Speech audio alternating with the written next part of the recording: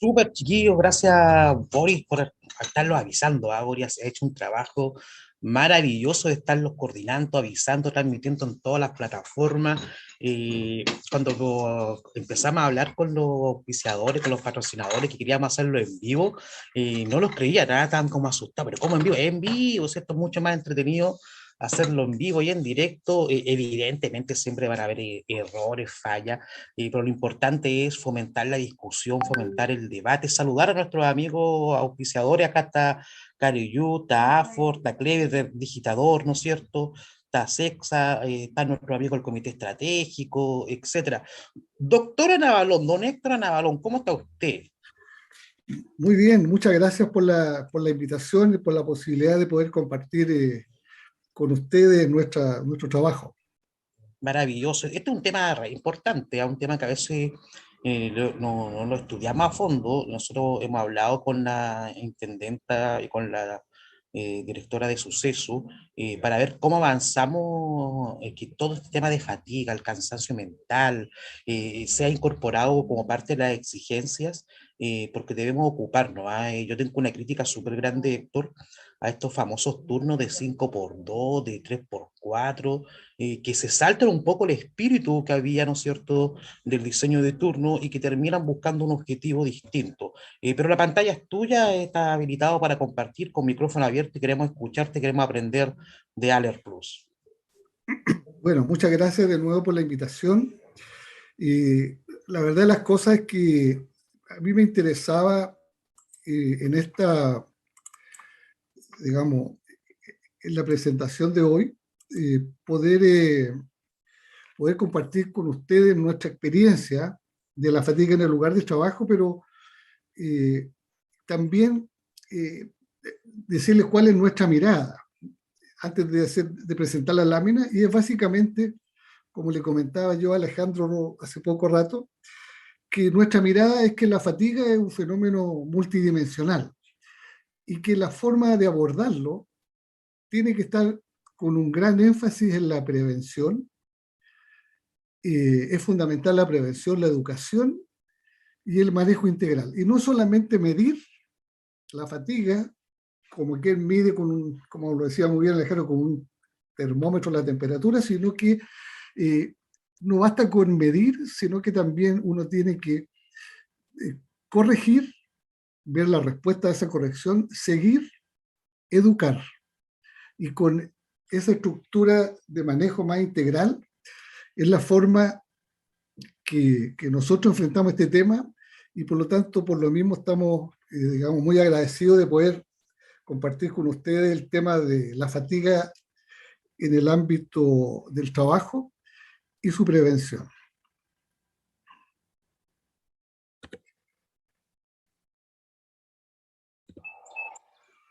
Les muestro acá el manejo de un vehículo, que aparece la pantalla dividida en dos, donde vemos que aparece y desaparece el vehículo, el conductor con signos de fatiga. La fatiga lo lleva a lo que se llaman los microsueños, cansancio, accidente. Esta es una situación conocida por ustedes. Yo solo quería mostrar este pequeño video asociado a esta lámina, que uno dice, el alcohol y la fatiga tienen a nivel cerebral, cuando uno analiza las imágenes cerebrales asociadas a la fatiga por deuda de sueño, por ejemplo, y los niveles de alcohol, tienen imágenes similares, y si uno va un poco al detalle de cuáles son las áreas en las cuales este compromiso similar se ve afectado, vemos que lo que más se afecta es la corteza prefrontal. Y esta corteza prefrontal es la que tiene que ver con el nivel de alerta, con la toma de decisiones, con la inhibición de impulsos. Entonces, la razón por la cual se homogenizan, se presentan de una misma manera, por ejemplo, el alcohol con la fatiga, es que ambas afectan la corteza prefrontal y llevan obviamente a una alteración de la alerta, a una alteración de la toma de decisiones y a la pérdida del control de impulsos. Esto obviamente va a estar relacionado con una menor capacidad cognitiva y con mayor incidentes y accidentes. Al mismo tiempo, si se toma de una manera comparativa el alcohol y la fatiga, viendo la falta de sueño, la deuda de sueño y el efecto del alcohol, vemos que hay una relación bastante lineal entre el efecto de la falta de sueño y de la incremento, ¿no es cierto?, del nivel de alcohol en la sangre, y al mismo tiempo también proporcionalmente aumentan los riesgos de accidentes por alcohol en la medida que sube el nivel plasmático de alcohol en la sangre, o aumenta la deuda de sueño durmiendo cada vez menos horas. Por lo tanto, el alcohol, todos sabemos que tiene un control con aspectos legales, que se controla en el ambiente laboral y no laboral. Existe la ley del tránsito y otros aspectos que lo controlan bien, pero con la fatiga nos encontramos con un signo de interrogación. Nos dice, bueno, ¿cómo abordamos la fatiga? Este punto es bien relevante porque, primero que nada, si uno se va a la definición de la fatiga, se encuentra que no hay una definición que tenga que ver con una medida específica, como en el caso del alcohol, sino que un estado de debilidad percibida producto de que una carga de trabajo, un reposo insuficiente o un sueño inadecuado llevan a una menor capacidad de realizar una tarea de manera eficiente. Para otros, la fatiga no es más que un impulso biológico del organismo para llegar al reposo recuperativo.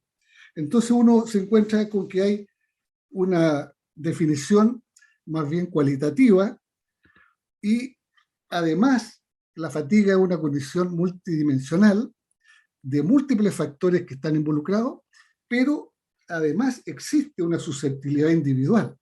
Es muy importante este término, porque este concepto, porque sin duda alguna cuando hablamos de sistemas de turno o cargas similares de trabajo para un grupo de trabajadores, siempre va a estar el factor de la susceptibilidad jugando un rol.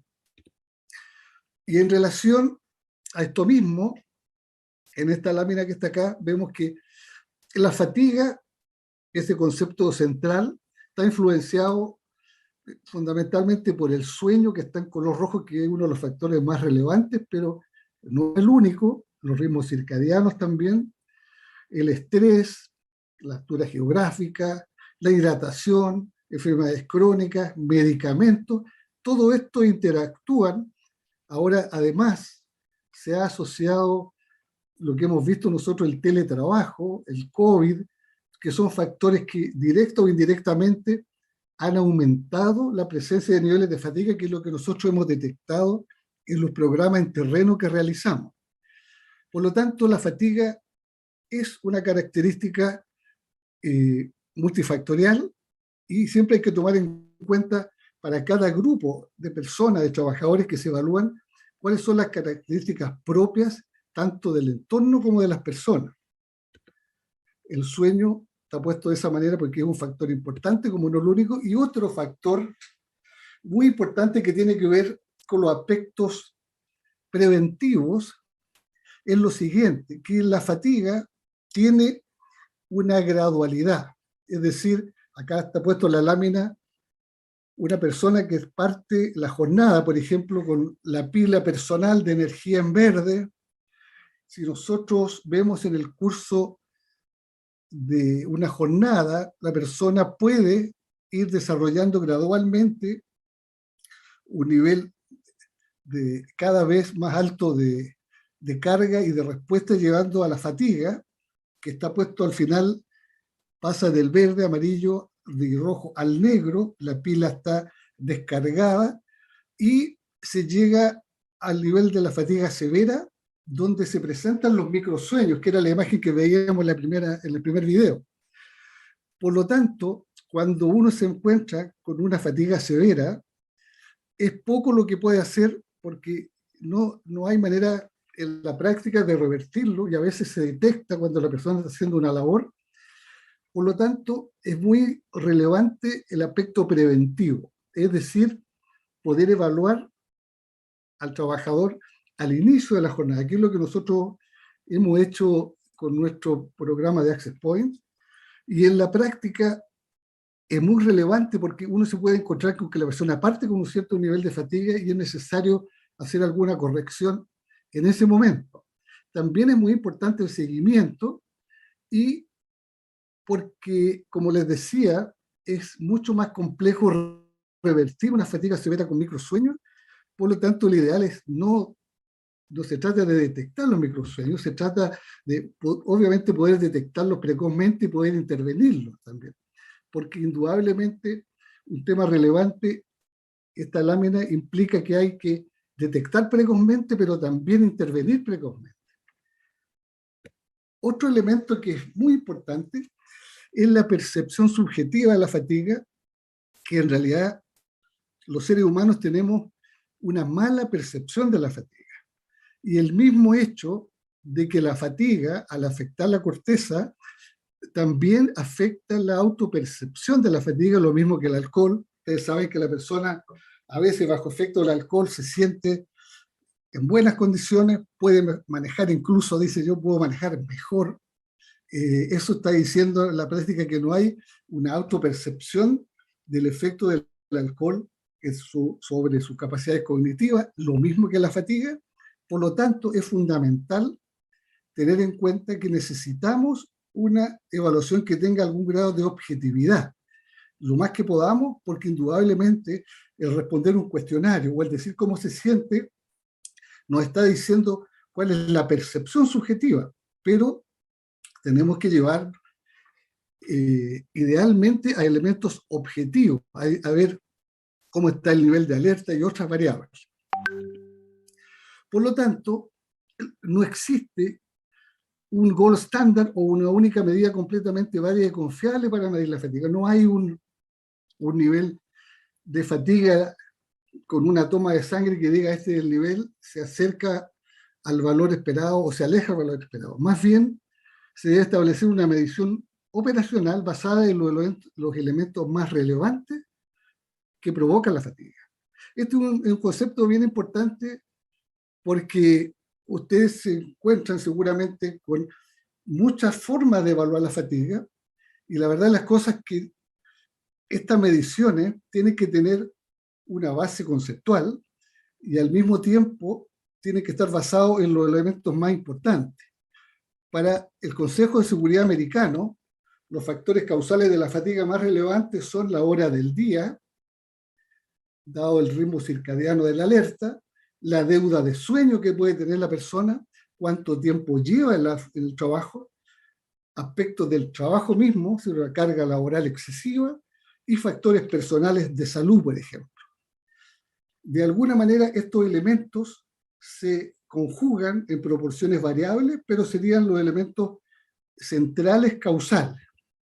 En otras palabras, sería el sueño, la deuda de sueño, los principales factores sería el sueño, donde hay que evaluar si existe una deuda de sueño, cómo está la higiene del sueño, existe algún trastorno del sueño, el nivel circadiano, significa cómo está en esa hora del día el nivel de alerta de la persona, cuál es su cronotipo, es decir, cuál es su estructura biológica, si es las personas alondra o búho, en qué hora del día están más alerta de manera genética en su estructuración, y finalmente los factores personales y ambientales, que son temas de estilos de vida, factores psicosociales, estrés, y de estos factores, de esta interacción, son los principales elementos como factores causales de la fatiga.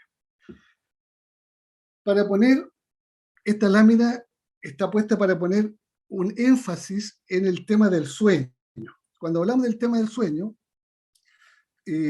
existe esto que están viendo ustedes en la lámina, es lo que se llama un hipnograma, donde sale, teóricamente ahí dice las horas de sueño, entre 0 a 8 horas, la persona está despierta, se ve ahí que está despierta y empieza a quedarse dormida, fase 1, fase 2, y después viene la fase 3 y 4, que es lo mismo, hoy día se sabe, y la persona empieza a dormir y como a más o menos a la hora, un poco después de una hora de estar dormida, aparece un sueño que aparece en color negro ahí, que es el sueño REM, que después de las 3 horas, vuelve a aparecer el sueño REM, después aparece otra fase de sueño REM, y cuando uno despierta en la mañana, despierta muchas veces saliendo del sueño REM, que es donde se sueña. Por eso que a veces despertamos con una imagen del sueño que no la logramos captar totalmente, pero el sueño REM es más o menos entre el 20 y 25% del sueño total, y lo más fundamental es que el sueño tiene, como está puesto aquí, lo que se llama una arquitectura, tiene una estructura, tiene fases, tiene un sueño no REM, que está en blanco con puntos, tiene el sueño REM, y este sueño REM es el que ayuda a consolidar los aspectos de la memoria, las cosas que se hacen en el día y que se consolidan y permiten la conceptualización cognitiva. Eso significa, como muchos de ustedes deben haber vivido a lo mejor, que cuando uno no tiene un buen sueño REM, el aprendizaje, por ejemplo, para estudiar en una prueba, muchas veces cuando uno ha tenido esa exigencia, al quedarse toda la noche a veces estudiando puede aprender algo, pero después de dar la prueba se lo olvida porque no ha habido un mecanismo de consolidación de lo aprendido. El sueño REM tiene esa labor, es muy fundamental, y también el sueño REM va bajando en cantidad con la edad. Por lo tanto, cada vez más se hace muy importante cuidar el sueño tanto en calidad como cantidad, fundamentalmente la calidad, y eso se logra a través de lo que se llama la higiene del sueño, que son elementos educativos. Y si la persona, por ejemplo, como se muestra en esta lámina, puede tener una deuda de sueño, es decir, que ha dormido, por ejemplo, algunos, digamos, a lo mejor le faltó sueño la noche anterior, pueden ser de minutos a horas, puede estar relacionado eso con error humano, accidentes y catástrofes que han sucedido. Puede haber una deuda de sueño que a lo mejor la persona de a poquito ha ido acumulando una deuda de sueño por semanas, meses, y la persona va desarrollando algunos trastornos asociados justamente a esta deuda de sueño, y esta deuda de sueño puede ser también por años, y ahí se acumulan enfermedades crónicas, sobre todo con compromiso cardiovascular, sobrepeso, diabetes, etcétera. Esta lámina también está puesta porque el hecho mismo de que la deuda de sueño, la fatiga, puede tener un efecto en el largo plazo, es que uno debe mirar siempre en los programas, cuando uno realiza un programa de manejo de la fatiga, tiene que enfocarse en el corto plazo, que es disminuir el error que lleva al accidente o al incidente.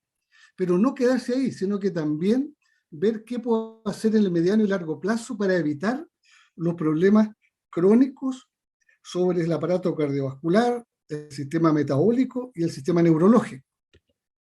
Por lo tanto, en esta lámina se muestra, en términos muy generales, cuando hay una necesidad de sueño que no es totalmente cubierta, se produce la deuda de sueño, que es bien variable y que puede corresponder en su origen, como como se ve al lado izquierdo, ahí hay una pantalla, cuando uno tiene una mala higiene del sueño, que al llegar la noche uno se pone a ver televisión hasta horas tarde, queda con una estimulación cerebral, duerme poco, o como se ve al lado derecho, puede tener un problema de un trastorno del sueño derivado a lo mejor de una apnea del sueño, a modo de ejemplo.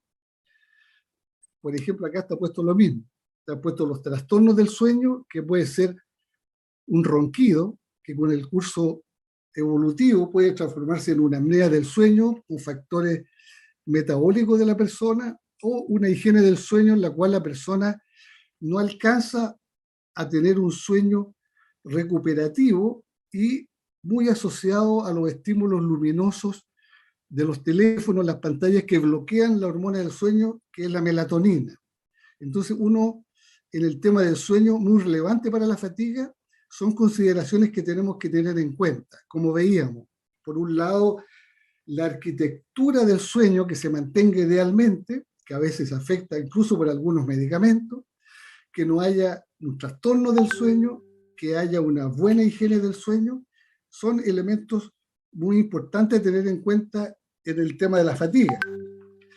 También relacionado con el tema de la fatiga está lo que se refiere a los ritmos biológicos. Esta lámina que estamos viendo, primero les quería decir yo que el oído humano tiene básicamente dos funciones. Obviamente la del escuchar, el oír, y la función del equilibrio. En el ojo también existen dos funciones. Una función es la visión, ¿no es cierto? Que todos sabemos que está en el lóbulo occipital, llega la información de lo que estamos viendo, pero también en el ojo, en la retina, hay receptores, como se ve en esta lámina, ahí está la luz del sol y llega al ojo donde se captura, digamos, la radiación azul desde el sol, llega a la retina, en la retina esto activa el reloj cerebral, que está en el núcleo supraquiasmático, y ese reloj central cerebral regula y se interconecta con los relojes que están funcionando a nivel muscular, del hígado, del riñón, del intestino, del corazón. Toda esta organización, por decirlo de alguna manera, coordinada, es lo que maneja este ciclo de nosotros, los seres humanos, que es el ritmo circadiano entre el día y la noche. Esta luz azul del espectro de la luz del sol es la que nos activa.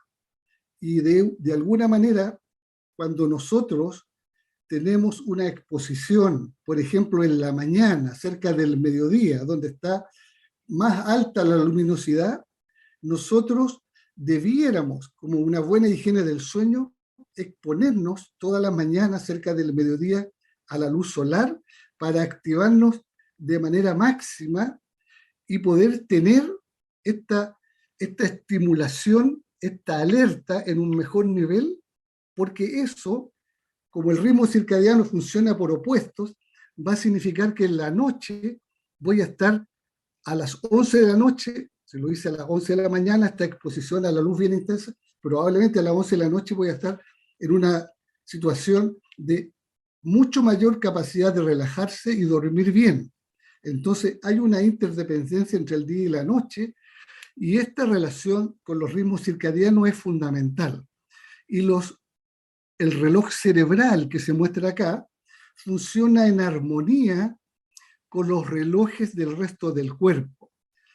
A modo de ejemplo, ustedes ven que el reloj cerebral se relaciona con varios relojes y hay uno que está acá, donde está el estómago y el intestino, donde tiene que haber una armonía entre la luminosidad que llega desde el sol a la coordinación del reloj central con los relojes periféricos. Es decir, esto se relaciona con el hecho, por ejemplo, de que tiene que haber una relación entre el funcionamiento cerebral y el funcionamiento digestivo. Tiene que haber un alineamiento de estos relojes, del cerebro y del intestino. Cuando ese alineamiento se pierde un poco, a veces cuando la persona ingiere un alimento, se desbalancea el tiempo de secreción de la insulina en relación al alimento, y a veces la falta de sueño, la deuda de sueño, puede llevar a resistencia insulínica, que puede ser pasajera. Y por eso que uno ve a veces en personas jóvenes que no tienen ningún antecedente de diabetes, que tienen a veces trabajo de turno o que tienen falta de sueño, tienen a veces tendencia a la resistencia insulínica. Se ha visto, creo que todos ustedes han visto personas jóvenes que no tienen sobrepeso y de repente tienen resistencia insulínica, y muchas veces se debe a este desajuste entre los relojes central y los relojes periféricos. Hay en el fondo un desalineamiento circadiano, por decirlo de alguna manera. Y eso se puede obviamente corregir. Acá, para mostrar en esta lámina que cuando llega la noche se libera la hormona melatonina, que es la hormona del sueño, que ustedes pueden ver en color rojo, y permite entrar en el sueño nocturno, pero si yo me empiezo a exponer a la luz azul de los teléfonos, de las pantallas, bloqueo la melatonina y me va a costar entrar en el sueño. Y si me cuesta entrar en el sueño, voy a tener probablemente una falta de sueño que puede ser poco, pero se puede ir acumulando en el tiempo.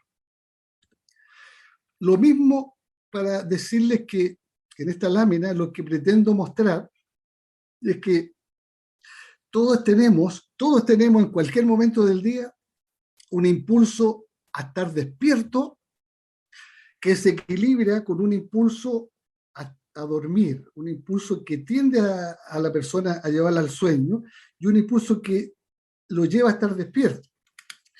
Y acá se ve que en las mañanas, cerca del mediodía, uno ve que es el máximo nivel de alerta. Ahí está puesto en la parte roja, al ladito donde está el sol, y después de almuerzo se ve que en general hay una baja de la alerta. Todos hemos tenido esa experiencia, de veces después de almorzar o de comer algo nos sentimos con un cierto grado de somnolencia. Pasa eso después de almuerzo, después de las 12 del día y también después de las 12 de la noche. Pero eso, la verdad, es mucho más un efecto central que digestivo. Es decir, en forma natural hay una tendencia a que baje la alerta en el periodo que se llama postprandial, después de almorzar, después del mediodía y en la noche también. Por lo tanto, son niveles, como está puesto ahí, que baja la alerta nocturna o en el día, donde obviamente nosotros tenemos que tener vigilancia sobre esos periodos y muchas veces es necesario hacer controles objetivos del nivel de fatiga antes de llegar a esos horarios. A modo de ejemplo, nomás aquí hay algunos casos bien concretos que ustedes los pueden buscar en la internet, que son accidentes graves como el Exxon Valdez, el derrame de petróleo, el de Chernobyl, de la central nuclear, que se han producido justamente en esos periodos de baja de la alerta circadiana. Era para poner énfasis en ese punto.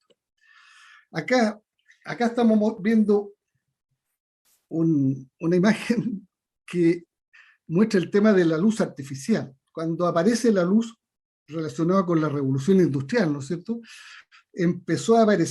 Apareció en el ambiente del ser humano una luminosidad que hasta el momento la luminosidad nocturna la daba la luna y empezó a aparecer la luz eléctrica relacionada con el trabajo industrial, que empezó obviamente a generar una interferencia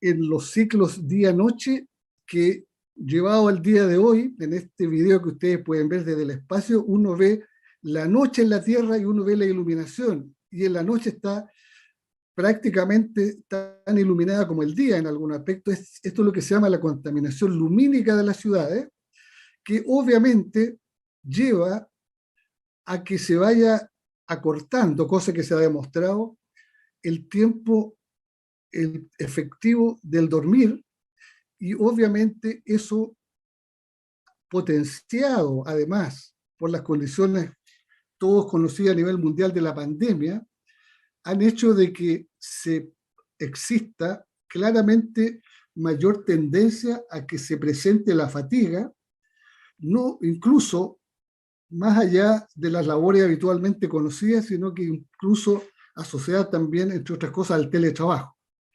Esta contaminación lumínica es un elemento muy importante que ha llevado a nuestra sociedad 24/7 a un desajuste en los elementos de coordinación orgánica, y que también tiene un rol los aspectos personales del cronotipo, porque hay personas, como ustedes saben, que tienen genéticamente una estructura de dormirse temprano, levantarse temprano, o en el caso de lo que se llama búho, al revés, que funciona mucho mejor quedándose dormido hasta la 1 de la mañana, como ocurre normalmente en la adolescencia, pero algunas personas lo tienen de forma permanente.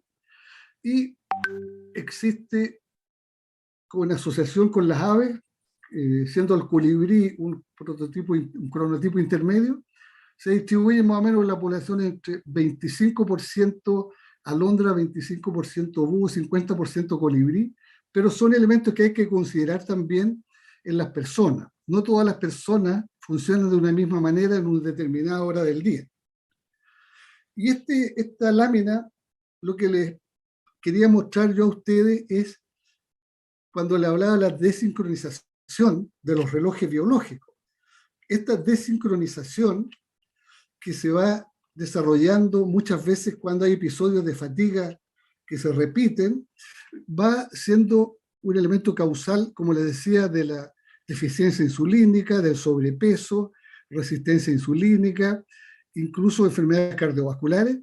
Por lo tanto, volvemos al tema de la prevención. La prevención no solo implica corregir el tema de la fatiga por el error humano en el corto plazo, sino que estamos también, siempre debemos mirar, evitar la desincronización de los relojes biológicos a través de ir teniendo énfasis en la prevención y en el manejo de los problemas crónicos, por ejemplo. Y en ese sentido, un factor muy relevante que ha aparecido hace algunos años es que existe algo que todos conocemos, que es el equilibrio autonómico, que funciona todo nuestro organismo de manera no controlada por la conciencia, lo que es el sistema nervioso autónomo.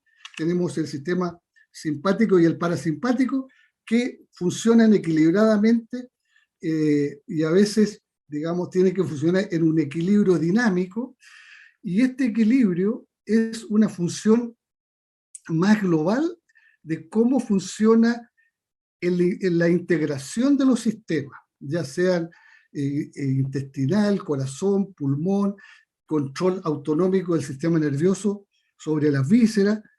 Y esta variabilidad de la frecuencia cardíaca se ha demostrado que esta medición biométrica, que no se refiere a la frecuencia cardíaca como tal, se refiere a cuán variable es la frecuencia cardíaca en el tiempo, y se ha visto que es un reflejo del nivel autonómico y de la capacidad de manejo del estrés. Es una variable que se ha objetivado como elemento de seguimiento. Tiene también un comportamiento circadiano, es decir, la variabilidad de la frecuencia cardíaca no es la misma en el día que en la noche, por lo tanto también tiene en esencia un comportamiento predictivo y es una herramienta útil de la condición general de la persona. A modo de resumir un poco lo que les decía de la gestión de la fatiga, y quiero insistir en eso, en los aspectos preventivos, que es una de las principales motivaciones e intereses nuestros en el tema de compartirlo con ustedes, es que la gestión de la fatiga se realiza en el corto plazo, reduciendo el riesgo del error humano, los incidentes y accidentes de manera inmediata. Eso indudablemente es un elemento clave y es la forma habitual de enfrentar esto, pero tiene que haber una gestión en el mediano y largo plazo, porque de esa manera vamos a mejorar los aspectos de calidad de vida del trabajador y la familia, bajando los efectos cardiovasculares, metabólicos y cognitivos. A modo de transmitirle a usted brevemente la experiencia nuestra, que ya hemos trabajado ya más de 10 años en el tema de la fatiga en terreno. Nosotros partimos trabajando con el Access Point, que lo tenemos funcionando, que es un dispositivo de autoatención en terreno que hace una evaluación de alerta y concentración. Y hemos, hace poco, evolutivamente, dado nuestra experiencia, hemos desarrollado en conjunto con apoyo de las universidades de España y de Chile, llevando a una aplicación en el teléfono que incluye evaluaciones que el objetivo nuestro es que sean objetivas. Acá está puesto el Access Point, como le digo, que es la herramienta fija que hace una estimación de la deuda de sueño, mide el nivel de alerta, y en el caso que ya llevamos ya varios años trabajando con esto, llevamos más de 400.000 evaluaciones en realidad, y en el caso del Be Alert, de la aplicación móvil, incluye una evaluación biométrica, que es la variabilidad de la frecuencia cardíaca, y una evaluación del nivel cognitivo con un test de alerta a través de la aplicación Stroop. Y los resultados del nivel de fatiga están también como parte de la intervención en la misma aplicación. Esta lámina era para reforzarle un concepto que yo le decía al inicio, que no basta con a propósito de lo que hablábamos del termómetro, no basta con medir un nivel de fatiga. Hay que medir, también tener protocolos de corrección. Nosotros hemos desarrollado unos protocolos con la Escuela de Enfermería de la Universidad Católica para corregir los niveles de fatiga alterada. Hay que hacer un seguimiento también, en el sentido de seguir a los trabajadores y poniendo énfasis en los aspectos que haya una reducción del nivel de alerta circadiana, y educar al trabajador y su familia. Habitualmente hacemos nosotros mini cursos por Zoom, material educativo, y eso es particular para cada grupo de trabajadores, porque en algunos casos el elemento más relevante puede ser la altura geográfica, en otros puede ser otro elemento. Como les digo, el tema de la multifactoriedad también hay que tomarlo en cuenta. Bueno, esa era la presentación.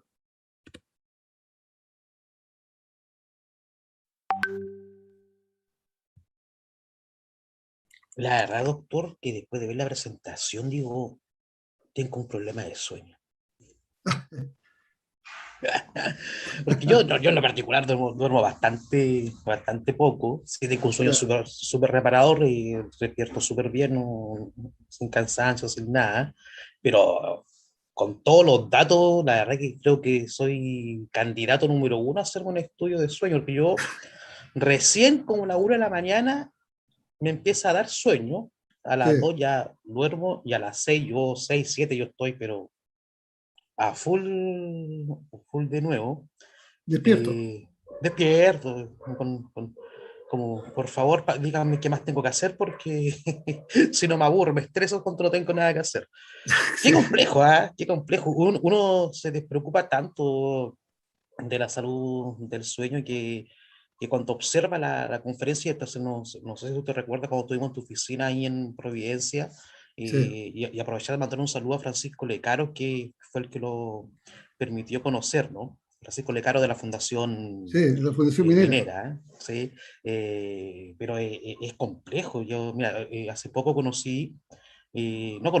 un amigo que está como una especie de máscara tipo Darth Vader por el tema de la apnea. En términos, ¿cómo afecta hoy día los sistemas de turno ya al tema del sueño, el tema del descanso? ¿Y Sí. qué se observa en eso? Mira, bueno, primero que nada, espero que si están con sueño no sea por la duración y el interés de lo que mostré recién, ¿eh? Ojalá que no sea esa la causa, pero en todo caso, lo referente a tu pregunta, yo te diría que uno de los temas que nosotros hemos visto conceptualmente, que ha aumentado el nivel de fatiga en los reportes que nosotros entregamos periódicamente a nuestros clientes. Hemos visto que ha aumentado el nivel de fatiga. ¿Y por qué ha aumentado? Porque han aumentado, digamos, de alguna manera los casos de insomnio. La persona ha tenido mucho más, digamos, mucho más insomnio, se ha incrementado la deuda de sueño. Por lo tanto, uno de los elementos más relevantes, diría yo, ha sido que el, que un desafío grande es la educación en higiene del sueño. Eso como primer punto. Indudablemente que eso involucra a todo el grupo familiar, porque uno cuando dice voy a educar en higiene del sueño, en el grupo familiar hay niños, hay adultos mayores, mujer embarazada, no sé, hay una serie de necesidades de descanso nocturno que hay que equilibrar. La persona que hace turno, que llega, que tiene que descansar, a veces cuando los demás están despiertos, requiere también toda una educación, por un lado. Por otro lado, están los trastornos del sueño, que tú muy bien describes, donde uno dice, aquí hay, por ejemplo, una apnea del sueño, que es una de las condiciones, yo diría, bastante frecuente, sobre todo en los hombres pasados los 45 años, donde en la encuesta de salud hecha por el ministerio tenemos un alto nivel de sedentarismo, sobrepeso, trastornos del sueño, ronquido y apnea. Entonces, la verdad que la persona cuando duerme y tiene una apnea del sueño, se produce realmente un periodo en que se deja de respirar por más de 10 segundos, y a veces puede ser hasta 60 segundos, un minuto puede estar la persona en apnea, y en ese periodo, lo cual se repite hasta 200 veces en la noche, y esos periodos en que hay apnea, obviamente no entra oxígeno al organismo y la persona en la práctica es como si estuviera debajo del agua. No entra el oxígeno y el cerebro se oxigena menos, y al sentir el cerebro que baja el oxígeno, la persona tiende a despertar, pero se vuelve a dormir, se vuelve a despertar. Una persona no alcanza a detectarlo, pero tiene muchos micro despertares por baja de oxígeno, y la persona al día siguiente lo único que quiere es dormir, pero no puede dormir porque el sueño le va a aumentar más todavía la falta de oxígeno.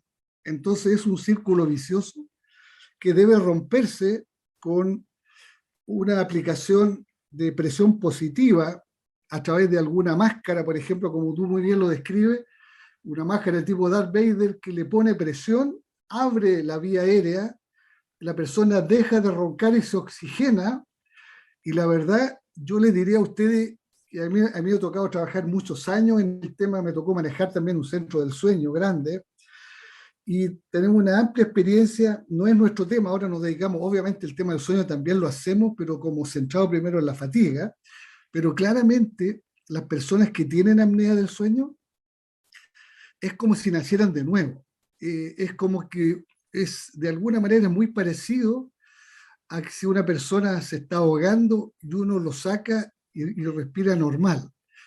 En la noche es como si la persona estuviera ahogándose cada 5 minutos, por decirlo de alguna manera. Entonces, cuando uno le pone el equipo de CPAP, cuando corresponde, de la manera que corresponde, la persona siente que jamás quiere que lo desconecten de ese equipo, aunque uno dice, ¿cómo tanta dependencia? Y es porque el cerebro, el cerebro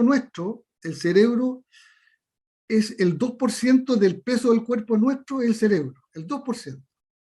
Pero el cerebro necesita el 20% del flujo de sangre desde el corazón. Es decir, es un órgano espectacular, pero súper sensible a que le baje el oxígeno o que le baje la sangre. Por eso que el tema de la fatiga es tan importante, que uno dice que el cerebro es tan frágil, tan eficiente, pero tan frágil, que uno, cuando corrige una apnea o cuando uno corrige una fatiga detectada, por ejemplo, como nos tocamos nosotros con el pilar, y la persona puede descansar, pero siempre tratando de que sea de manera preventiva, evitando que la persona llegue a la fatiga severa. Los cambios son bien marcados y las personas se sienten como cuando uno sale de una siesta reparadora. Las personas que de repente algunos tienen siesta, a veces otros no, pero esa sensación de sentirse bien con un sueño reparador es lo que se alcanza en esos casos que tú dices, que en el fondo lo que yo quiero transmitir es que uno puede describir todas estas cosas, pero significa que todas estas cosas tienen tratamiento totalmente reversible. Es decir, tomar a alguien que tiene una apnea del sueño, yo puedo decir, ya, perfecto, vamos a hacer tratamiento, pero lo voy a llevar a una condición prácticamente normal, aunque tenga que dormir con una mascarita, pero muchas veces también hay otros sistemas complementarios de manejo.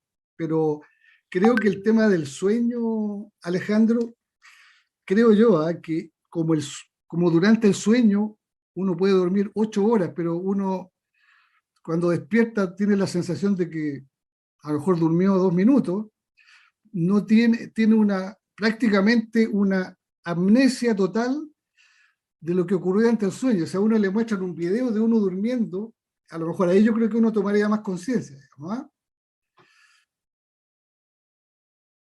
Sí, po. A mí me pasa lo contrario. Yo cuando duermo mucho, ya, cuando duermo 8 horas, 12 horas, despierto así como, "Ah, ¿por qué dormí tanto?"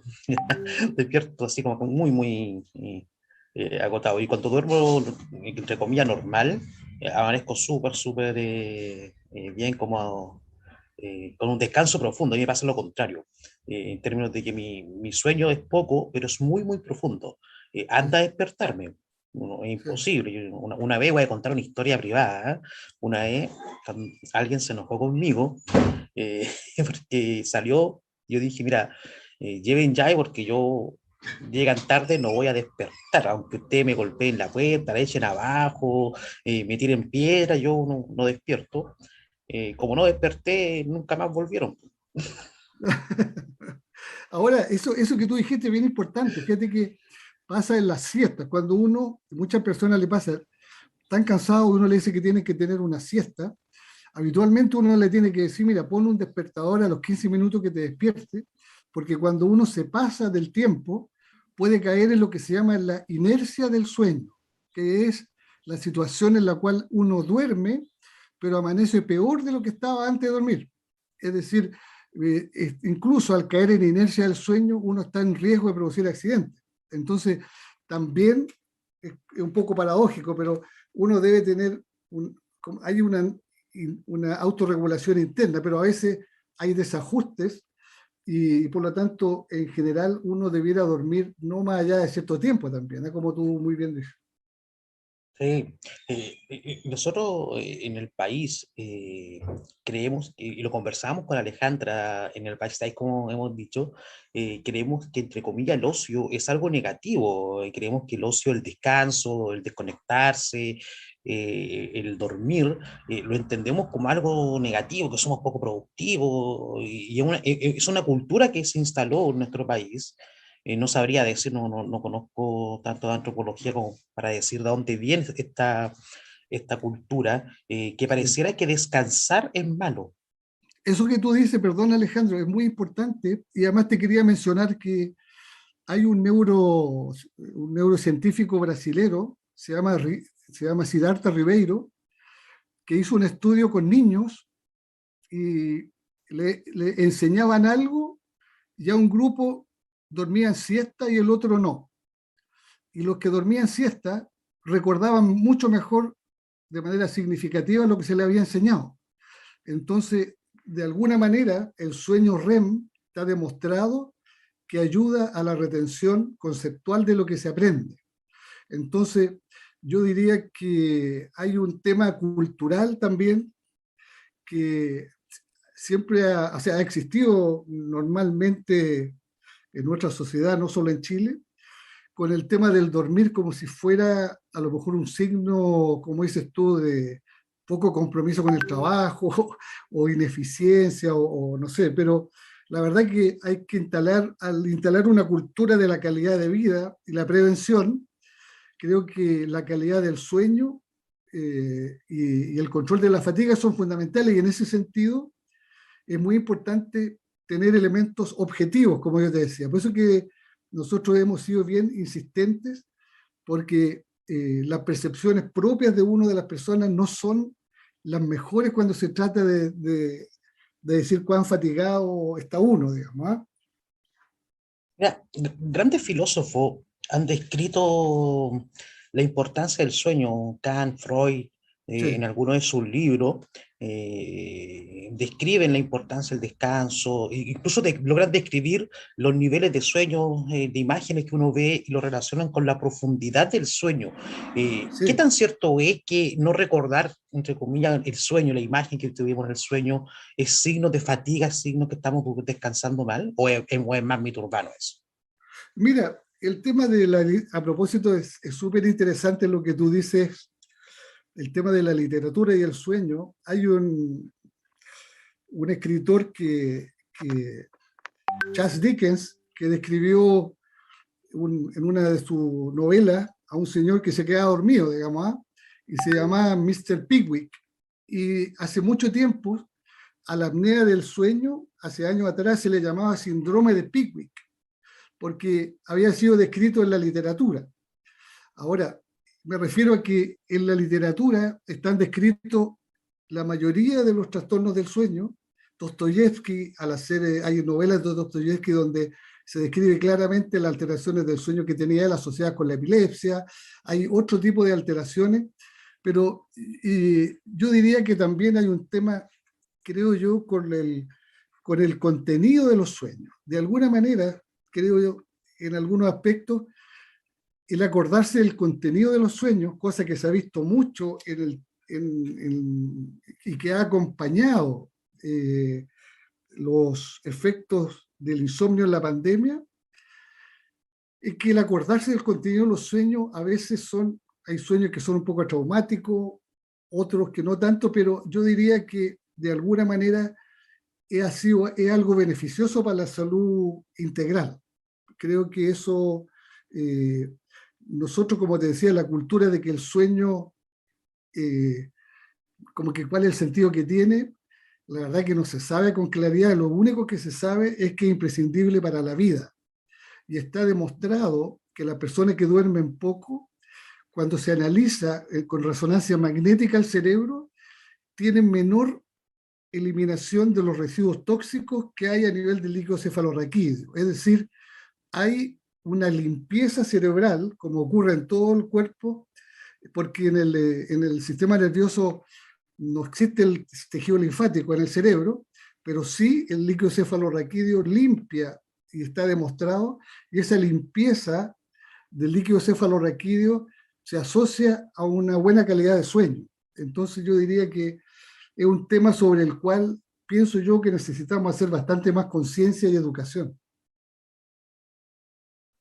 Absolutamente. Hay una frase de Albert Camus, un novelista francés, que dice que la vida es un sueño y un sueño solamente es la vida. Y dentro de su libro describe el sueño de la conquista de una mujer, donde él, o como idea el plan de conquista, él lo idea en función de cómo los sueños le van diciendo lo que tiene que hacer. Así le lleva flores, le escribe cartas, un libro muy, muy, muy lindo, muy romántico, de un gran novelista. Hugo también ahí relata en algunos de sus libros de cómo desprende esta imagen, ¿no es cierto?, para pasar a la historia, que era el gran sentido de la literatura de él, para crear este sueño colectivo y así un montón de algunos autores más. Y yo lo llevo al ejemplo de lo que hacen los jardines infantiles en la etapa preescolar, cuando ahí a los niños se les hace dormir siesta. O Sí, sea, en qué instante nosotros perdemos esa conectividad de decir que el descanso es bueno? Porque en la infancia, antes de entrar a la educación, ¿no es cierto?, básica, a los niños les decimos que hay que descansar. ¿Por qué perdemos ese sentido del descanso? pienso yo que eso, en realidad, pienso que a lo mejor de alguna manera hace falta implementar una cultura más colaborativa, creo yo, y quizás más enfocada en lo normal, que es el desarrollo del trabajo en equipo, que permite, digamos, que si el equipo funciona bien, va a ser bueno para todos, y más que el éxito personal desbocado, quizás eso puede ser una clave. Y también es importante, hay una cosa que es de la prehistoria que, no, que es bueno recordarla. Cuando estaban, digamos, en el periodo de la prehistoria los seres humanos, siempre el sueño era una situación que ponía al ser humano muy disponible para los depredadores, porque no tiene defensa. Duerme uno y cómo se va a defender. Entonces habían otras personas dentro del grupo que dormían, se quedaban despiertos, por ejemplo, de 1 a 2 de la mañana. Otros se quedan despiertos de 2 a 3 de la mañana.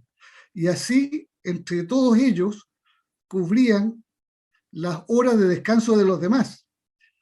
Y se supone que ese es el origen de que tengamos nosotros cronotipos, que hasta el día de hoy las personas, uno dice, ¿por qué algunas personas duermen mejor como búhos y otros como alondras? Uno tiene que decir, claro, porque en la prehistoria habían personas que cuidaban a los otros en este horario y otros en otro, para que todos pudieran dormir protegidos.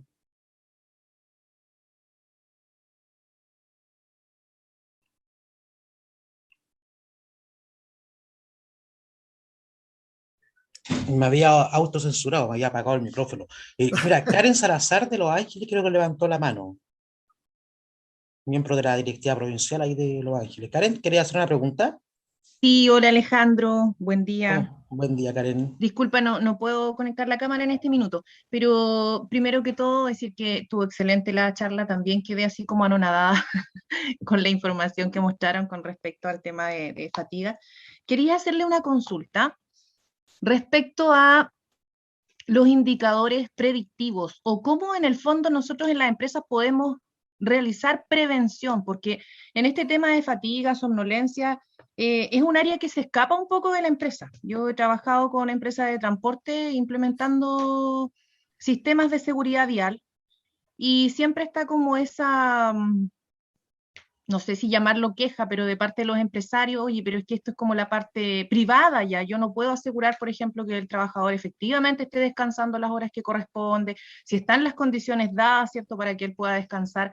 Entonces, desde el punto de vista de seguridad y salud, nosotros como expertos, ¿cómo podemos hacer gestión preventiva en este tema? ¿Qué indicadores predictivos puedo tener, por ejemplo, para poder saber en el fondo cómo está el personal, si está en algún nivel de riesgo en ese sentido? Sí, bueno, mira, muy buena pregunta, gracias, Karen.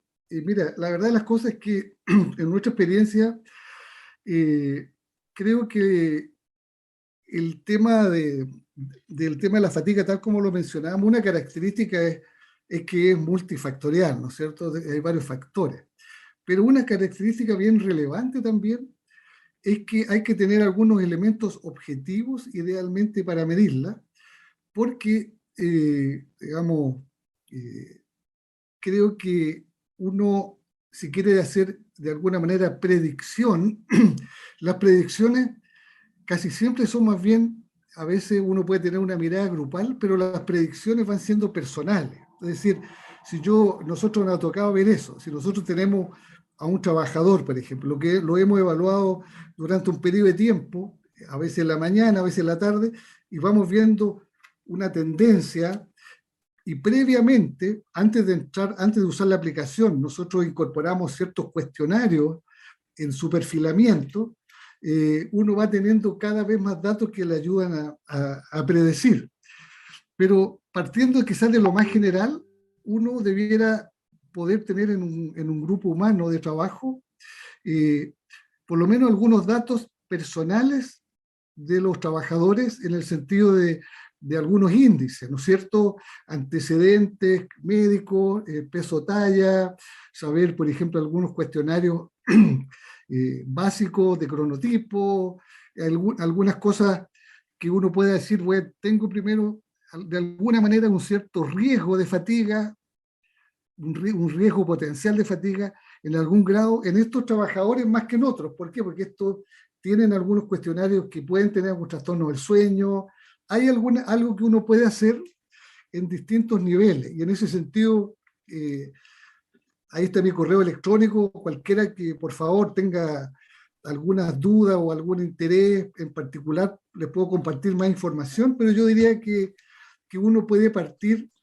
Hay que abordar este tema porque este tema, como les digo, tiene una implicancia para la empresa en el sentido de tratar de evitar el error humano, sobre todo que tiene implicancias concretas en el funcionamiento y en los costos, en todo lo que implica el objetivo, sobre todo si son empresas de transporte, y cuál es el grado que la empresa quiere involucrarse. También es importante, yo diría, la educación hacia ello, en el sentido de que uno podría, este tipo de presentación o con algunos datos, poder hacer parte algunas personas de la empresa también para compartir algo que tiene implicancias para la empresa por un lado, pero también para el trabajador y su familia por otro. Ahora, Así es.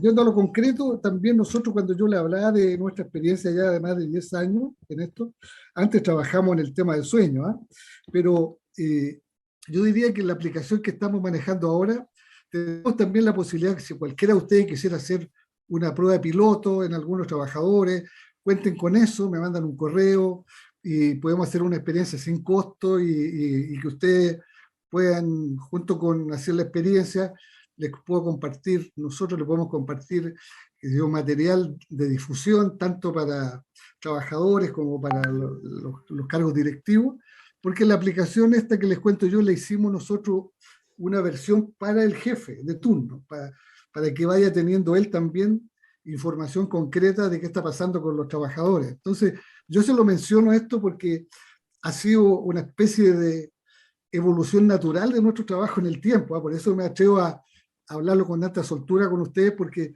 hemos partido desde los cuestionarios subjetivos, que al final de cuentas se usan todavía, pero no tienen una función real, hasta llegar a algo que pueda medir objetivamente. Entonces, eso es lo que me gustaría poder poner, incluso si tienen interés, se lo ofrezco a total, digamos, abiertamente, que los que quieran hacer alguna experiencia.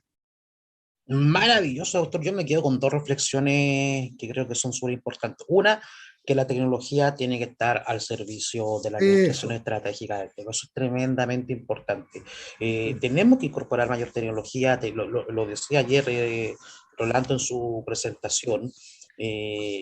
A veces lo olvidamos que esto es una ingeniería, ¿eh? Y que hay que aplicar procesos de ingeniería. El mundo que viene es de 0 y 1, el mundo que viene ya no habla solamente de prevención, se habla de datos predictivos y tenemos que dar un paso agigantado en eso. Y recordemos que dentro de los objetivos de desarrollo sustentable, la calidad de vida, el trabajo decente, la superación de la pobreza y los 20 objetivos de desarrollo sustentable tienen que ver con esto, tienen que ver con trabajo digno, con trabajo decente, sobre todo con calidad de vida. Para eso es la invitación que me he hecho a este congreso. Nos vamos a una pausa, son 15 minutos de pausa activa y aprovechen de tomar café, estirar las piernas, etcétera. Y en 15 minutos volvemos con SEXA, ¿no es cierto?, donde vamos a ir conversando de diferentes temáticas de prevención. Y recuerden que en la tarde, doctor, están todos invitados al ley. La idea del ley es conversar, reírlo un rato, de Ya, manera más distendida, así que la idea es que la gran parte de ustedes podamos estar ahí conversando. Nos vemos en 15 minutos, chicos. muchas gracias.